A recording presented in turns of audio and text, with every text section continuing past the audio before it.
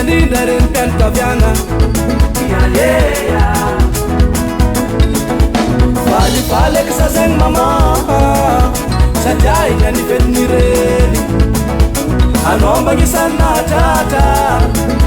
hotrafitry taogno tsy ngerigerigny ray aman-dreny zegny zagnahary tsika ambony tany indrindrandrindra reny mpianakaviagna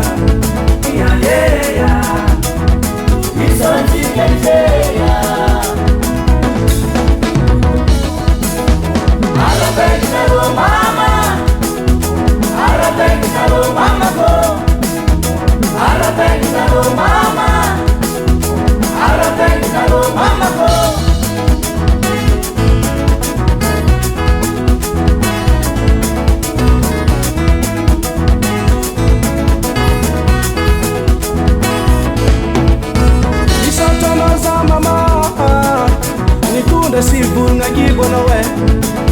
tsy vitany zegny fanampinono anao miaro zako e divalolo mama zegny tsisy olo tokony asolo anazy e izy olona vitadidina tombo anay e misaotra anao za mama mitondra si vorogna kibo anao e tsy vitany zegny fanampinono anao miaro zako e divalolo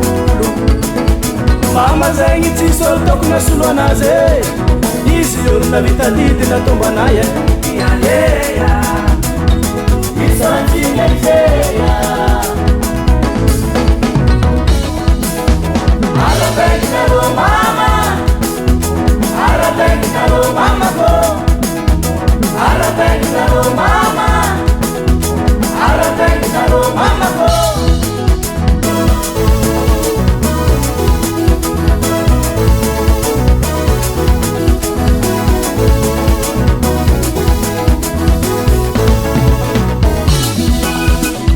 tonga keto zahay to mamay falo ravo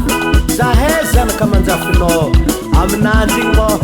i misy raha mamamihely raha mafaipaitra ny malôlôlo izy teo ary zay malany ananjy mitondra fahasalamagna mamay